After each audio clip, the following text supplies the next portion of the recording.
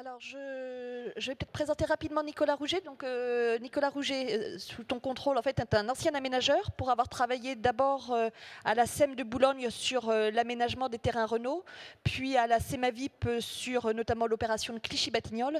Et il a fondé sa structure de conseil en aménagement éco-responsable qui vise justement à travailler sur l'interface entre l'aménagement et toutes ces problématiques liées au réseau. Donc ça, ce sera notre deuxième grand témoin, après Olivier Venin, que vous connaissez tous, donc délégué Grand Paris EDF. Donc la question, c'est par rapport à ce qui a été dit, est-ce que du côté d'EDF, ce serait peut-être possible de revenir sur finalement la volonté d'organiser cette table ronde ici et pourquoi EDF s'intéresse à l'aménagement? Voilà. Oui, merci Isabelle. En fait, je vais essayer de revenir un petit peu sur ce qu'on vient d'entendre de la part de Gaël et de Philippe. Donc Philippe, tu nous mets en perspective, je ne sais pas où est-ce qu'il est passé Philippe, enfin peu importe, tu nous mets en perspective le fait qu'une infrastructure qui existe, un réseau qui existe est en permanence challengé par des impératifs, des contingences de la ville qui se traduisent par des politiques publiques, et tu l'illustres particulièrement par le phénomène des politiques sociales de précarité. Gaël, de son côté, nous dit attention, un train peut en cacher un autre. En fait, ou une infrastructure peut en cacher une autre. On part d'une infrastructure de transport et on arrive sur une infrastructure numérique faite de 5G et de data center.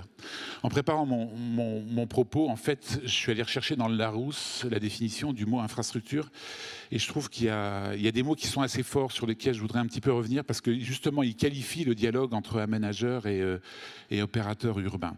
La définition qu'on donne le Larousse, c'est la suivante. C'est une infrastructure, c'est un ensemble d'ouvrages qui constituent la fondation, l'implantation d'une construction nécessaire à une collectivité, qui sont des parties inférieures, généralement enterrées.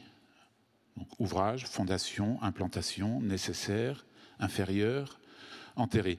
Et au fond, c'est assez juste au regard de ce qu'on se dit depuis ce matin, et aussi au regard de ce que Alain Beltrand nous raconte à chaque fois qu'on fait une édition Grand Paris Histoire et Futur. C'est qu'en fait, ces systèmes urbains ont émergé de manière tâtonnante. Elles ont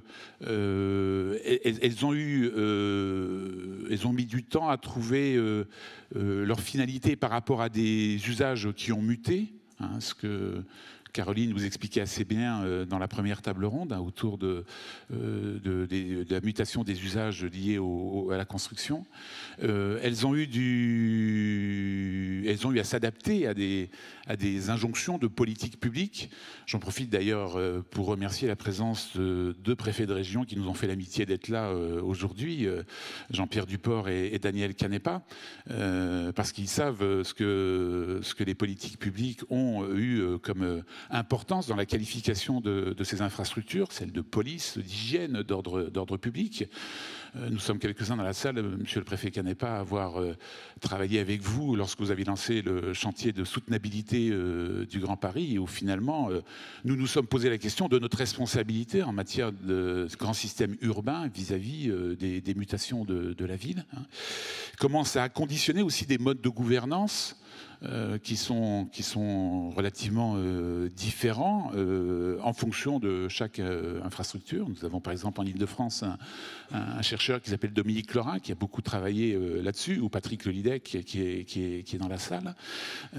Et comment finalement nous avons aussi des modes économiques qui sont différents les uns des autres, qui fait que globalement, dans une opération d'aménagement, on ne se pose jamais la question du coût économique complet de ce que cela a sur l'ensemble des infrastructures, quoi.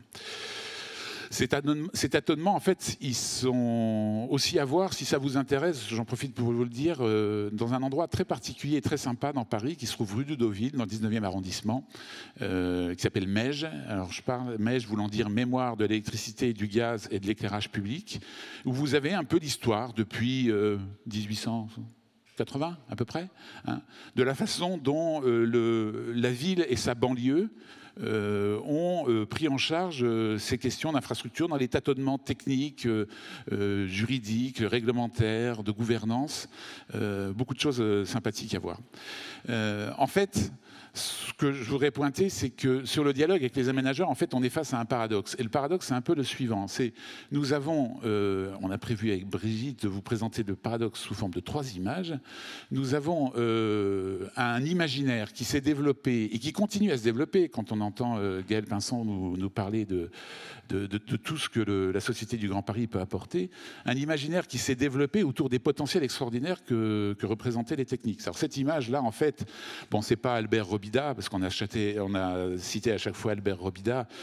C'est une photo anonyme qui représentait l'avenue des Champs-Élysées dans l'an 2000, vue de 1905, peu de temps après que Santos Dumont ait fait atterrir un dirigeable sur l'avenue des Champs-Élysées. Donc il y a cet imaginaire, les potentiels, les prouesses techniques, la promesse, pour reprendre le mot de Caroline Pandreau, les promesses que nous sommes capables de délivrer dans le futur. Alors même que nous avons, et c'est l'image suivante, des infrastructures qui ont des attributs de puissance absolument phénoménales, qui surplombent quelque part la ville. Bon, là, c'est une photo du viaduc de la Vanne au niveau de Bagneux.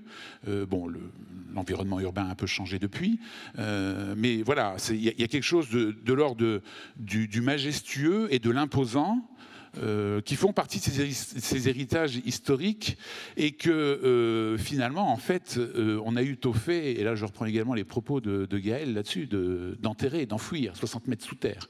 Donc c'est un peu l'image suivante, si tu veux bien, bon, que vous connaissez probablement pour certains d'entre vous, qui est de Paul Mémon, qui présentait une modalité d'urbanisation pas souterraine, mais sous-fluviale. C'est-à-dire là, vous reconnaissez la Tour Eiffel, bien sûr, mais vous reconnaissez la Seine et ce qu'on aurait pu envisager sous la Seine, ce qui aurait peut-être permis d'éviter en plus les effets d'inondation éventuelle, quoi.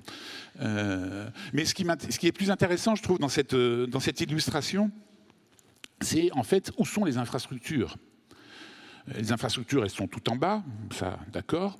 Elles sont sagement alignées, les unes à côté des autres. Elles sont bien enterrées dans des galeries et leur place, elle est là.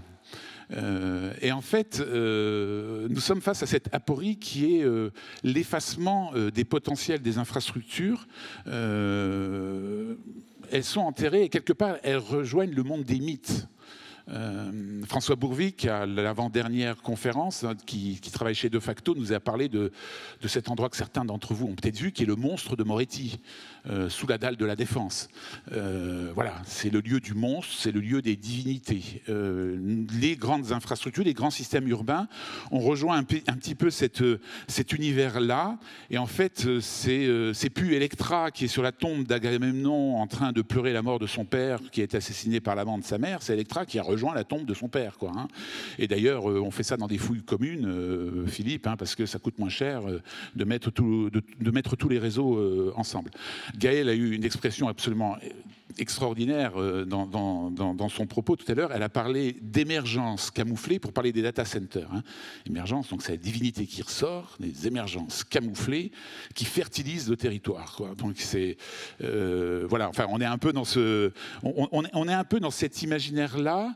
Et régulièrement, donc on ressort la question des infrastructures, donc en faisant des grands-messes autour de la soutenabilité du Grand Paris, ou en sortant des concepts comme la ville résiliente, l'économie circulaire, les smart cities, la transition énergétique, mais pourvu que les divinités se réveillent pas trop, parce que ça risquerait de nous poser des problèmes. Le seul souci, c'est qu'en fait, ces mythes, ils ressortent quand même régulièrement, ils ressortent notamment à chaque fois qu'on fait une opération d'aménagement. Pourquoi ? Parce que quand on fait une opération d'aménagement, on évente. Donc il n'y a pas que Haussmann qui a été l'éventreur de Paris. Chaque aménageur est un éventreur de sol et nous y sommes complètement dans le Grand Paris. Donc en fait, quelque part, pour reprendre ta métaphore de début, Isabelle, Jeu d'échecs, jeu de Go, moi je parlerais plutôt de tragédie grecque. En fait, on est face à des moments où on éventre Paris et on révèle le mystère enfui. J'en profite d'ailleurs pour saluer l'initiative des mystères du Grand Paris, dont vous avez 2 panneaux qui sont là sur le côté, qui ont trouvé cette intuition que je trouve absolument géniale, qui est de dire on va profiter des 200 km de travaux autour de la Société du Grand Paris pour faire réémerger ce qui est voilé, ce qui est enfui, hein, donc les mystères. Donc il y a quelque chose de l'ordre de la tragédie grecque qui est de nouveau à l'œuvre. Alors je poursuis un petit peu la métaphore sur la tragédie, parce qu'en fait, vous savez, une pièce de théâtre, on dit, notamment le théâtre classique, il y a une triple unité: unité de temps, unité de lieu, unité d'action. Et on a vu effectivement dans la première table ronde en quoi l'unité de temps, de lieu et d'action était compliquée. On est tous d'accord que on est tous d'accord. Je pense que l'unité de temps de référence, c'est le temps de l'aménageur, hein, qui doit être court. Bon, difficile à contrôler, d'après ce que nous disait Nicolas Gravit, hein, ça se cale dans le temps, de plus en plus accéléré, nous disait Faber-Novel. Le problème, c'est que l'unité de temps du système urbain ou du gestionnaire d'infrastructure est beaucoup plus long. C'est qu'il n'investit pas pour le temps de l'aménagement, il investit pour 40, 50 ans. Quoi, hein. Unité de lieu, Nicolas Gravit nous disait, il n'y a pas d'échelle, en fait. Les échelles sont différentes. Ce qui est sûr, c'est qu'elle est à peu près circonscrite par la collectivité. Mais pour les opérateurs d'infrastructure, par définition, ça circule. Le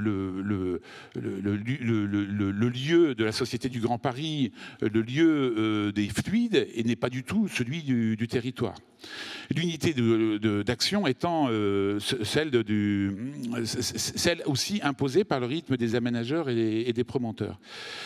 En fait, au bout du compte, on est dans un système où la question du dialogue dans ce schéma est reportée essentiellement sur l'unité d'action.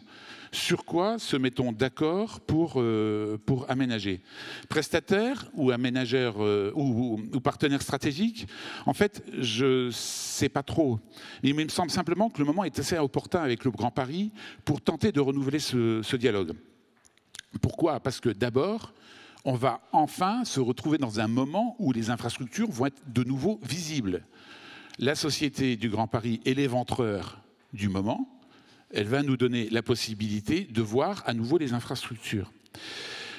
Il y a un challenge qui est lié à l'accélération technologique. Le numérique nous bouscule tous énormément. Ce n'est peut-être que la première étape de l'accélération technologique. Il y en aura d'autres, n'est-ce pas Thierry? Et donc il y a le moment est opportun pour pouvoir retravailler sur ces questions.